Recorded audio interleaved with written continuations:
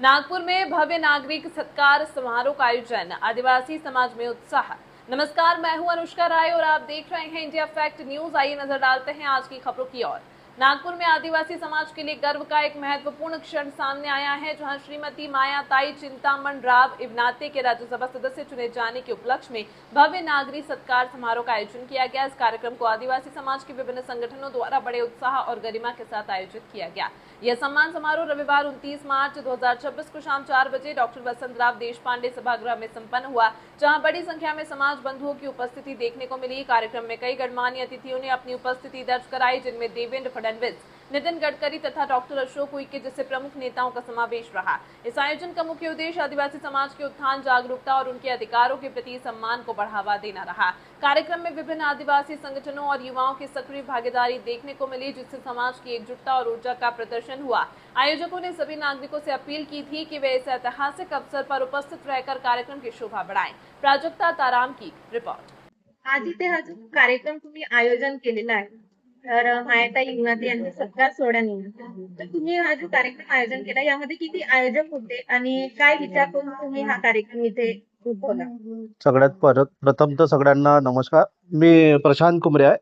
मी अखिल भारतीय आदिवासी विकास परिषद जिल्हा अध्यक्ष म्हणजे नागपूर शहर अध्यक्ष आहो.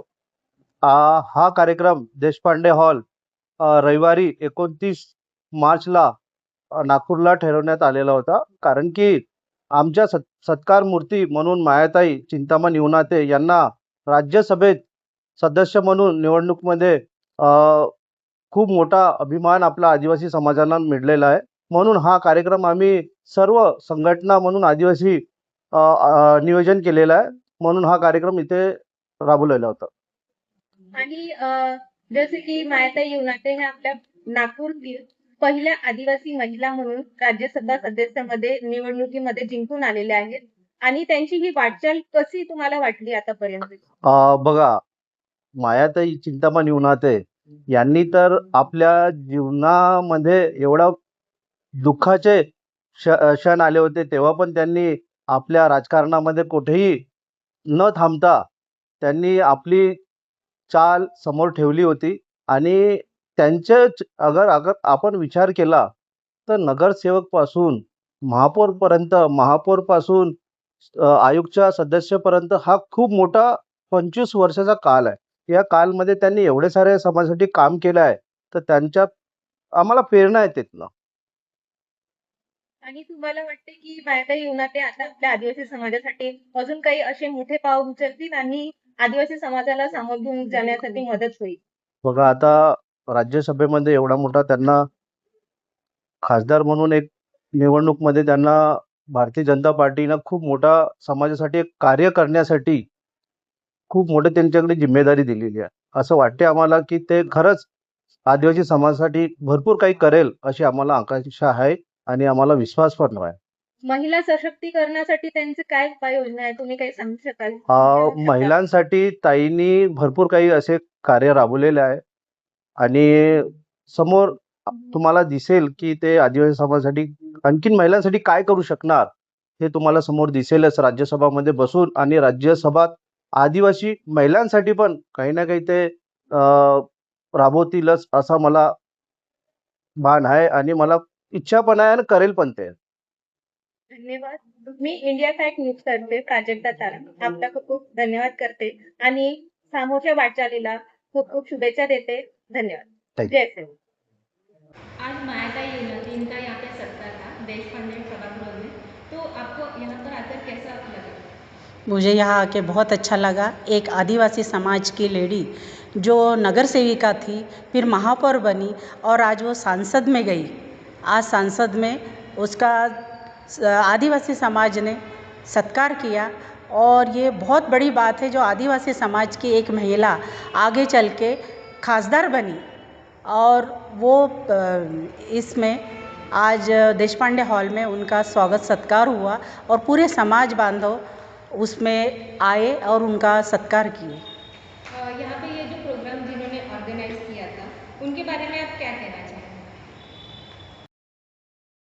जिन्होंने ये कार्यक्रम आयोजन किया था उनके बारे में आप क्या कहना चाहेंगे? इथे ज्यांनी कार्यक्रम आयोजित केला होता युनाते मॅडमचा सत्कार सोहळा ठेवला होता त्यांनी. हा पूर्ण आमचा आदिवासी समाज आणि अतिसुंदर आणि खूप छान कार्यक्रम आयोजित केलेला होता आणि हा सगळा कार्यक्रम बघून मला खूप छान वाटलं, आनंद वाटला. आपल्या आदिवासी महिला, एक स्त्री त्या एवढ्या मोठ्या पदावर आल्या, ते आपल्यासाठी खूप मोठ्या अभिमानाची गोष्ट आहे की कुठलीही स्त्री कमजोर नाही आहे. त्यांनी हे सिद्ध केलं आहे आणि सगळ्यांना एक प्रेरणा मिळत आहे की आता कुठलीही स्त्री म्हणजे असं ज्यांना काही अडचणी आहे, काही प्रॉब्लेम आहेत, ज्या महिला विधवा आहेत, एकट्या आहेत, त्यांच्या मागे पुढे कुणी नाही आहे, तर त्या म्हणजे नुसतं पैसा देऊन किंवा त्यांना एक काय ते लाडकी बहिणीची योजना देण्यापेक्षा त्यांना तुम्ही रोजगार दिलं आणि काम दिलं ना, तर महिला स्वतः काय करू शकतील. त्या भावाच्या पैशाच्या भरोश्यावर राहतील नाही, त्या स्वतः त्यांना उद्योग किंवा काम दिलं, त्यांना तुम्ही मार्ग दाखवलं तर त्या स्वतः करतील. आज युनाते ताई स्वतः त्यांनी एवढं त्यांच्या जीवनात संघर्ष, एवढं दुःख आलं आणि त्यांनी एवढे दुःख पार करून आज त्या एका एवढ्या मोठ्या पदावर आहेत. ही खूप मोठी अभिमानाची गोष्ट आहे. त्यासाठी मी त्यांना खूप खूप शुभेच्छा, अभिनंदन देते. बस मला एवढंच. तर तुम्ही काय सांगू इच्छिता मॅमबद्दल, त्यांच्या या नवीन वाटचालीबद्दल? जय सेवा। मैं वीरेश कुमार वरकड़े नागपुर से हूँ और आज मायाताई युनाते का जो यहाँ पे सत्कार का कार्यक्रम रखा गया था वो बहुत अच्छा था। और हमारे आदिवासी समाज की एक महिला जो आज राज्यसभा में सांसद बन के गई है, ये हमारे आदिवासी समाज के लिए बहुत गर्व की बात है। और एक महिला होने के नाते उन्होंने जो इतना संघर्ष करने के बाद में इस मुकाम पर पहुंची, उसके लिए मैं उनका तहे दिल से स्वागत करता हूं। और इसी तरह वो अपने राजनीति क्षेत्र में अपने बहुत आगे जाए, ऐसी मैं प्रार्थना करता हूं।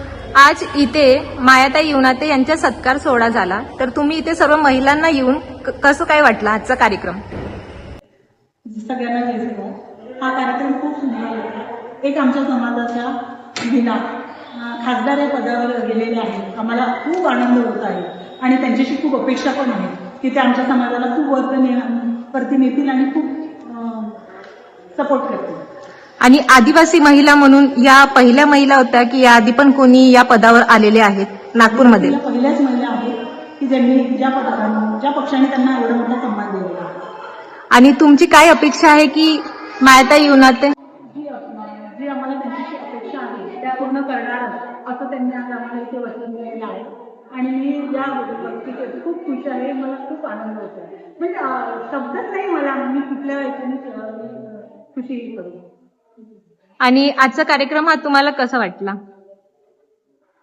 खूपच छान, अगदी मनापासून खूप आनंद झाला.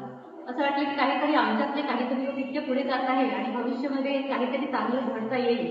आणि विशेष करून ती स्त्री असल्यामुळे ते महिला सशक्तीकरणाचं जे असं खूप सुरू आहे, तसं एक खूप प्रभावी आमच्या समाजावर त्याचं असर होईल असं मला वाटतं. बाकी जे तुम्ही सर्व महिला आहात आणि मायाताई युनातेला बघून तुम्हाला कसं प्रकारे असं वाटलं की आता जी आदिवासी समाज आहे तो पुन्हा समोर जाऊ शकतो? आज त्यांची जर्नी दाखवली आहे या प्रोग्राममध्ये, तर त्या हिशोबाने त्यांनी आपली जर्नी जी मोठी म्हणजे कुठून त्यांनी त्या पोस्टपर्यंत पोहोचले ते स्वतः एक काय म्हणतात त्याला मिसाल आहे महिलांकरता. म्हणजे त्यांचे घरचे म्हणजे मुलगा त्यांचे जावे गेल्यानंतर पण एक सगळ्यांसाठी म्हणजे आपल्या समाजासाठी ते कार्यरत आहे. आणि आता ही पोस्ट त्यांनी घेतली म्हणजे हे आमच्यासाठी खूप मोठी गोष्ट आहे. आणि एज्युकेशन फील्डच्या प्रमाणे त्यांनी सांगितले की ते त्या कोणत्या फील्डमध्ये ते कार्य करतील, खास त्यांनी प्रमाण दिलं आहे एज्युकेशनमध्ये. तर आम्हाला असं वाटतं की पुढची जी पिढी आहे त्यांना ही जे संधी आहे ती खूप चांगल्या प्रमाणे घेता येईल. आणि पुन्हा एक प्रश्न पुन्हा रिपीट करते की तुम्हाला काय अपेक्षा आहे मायाताई युनातेकडून की आता समोर ते कशी वाटचाल करतील त्यांच्या जर्नीला? महिला सशक्तीकरण जे आपण म्हणतो त्या हिशोबाने आज तुम्ही बघितलंय काय प्रदर्शन आहे.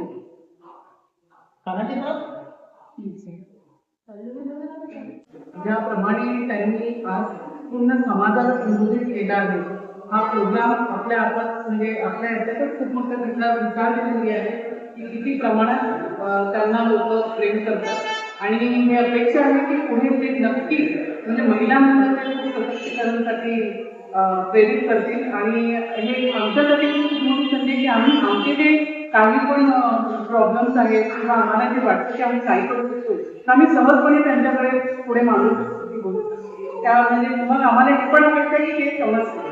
तर याप्रमाणे बायकांसाठी तर खूप मोठी संधी आहे त्यांनी त्यांना फल मिळालं आहे. आम्ही त्यांचं खूप जास्त लाभ घेऊ अशी अपेक्षा आहे. आपल्या सोबतच महाराष्ट्र जिल्हाध्यक्ष म्हणून सुद्धा उपस्थित आहेत, तर मी त्यांचे मत विचारणार जाणार.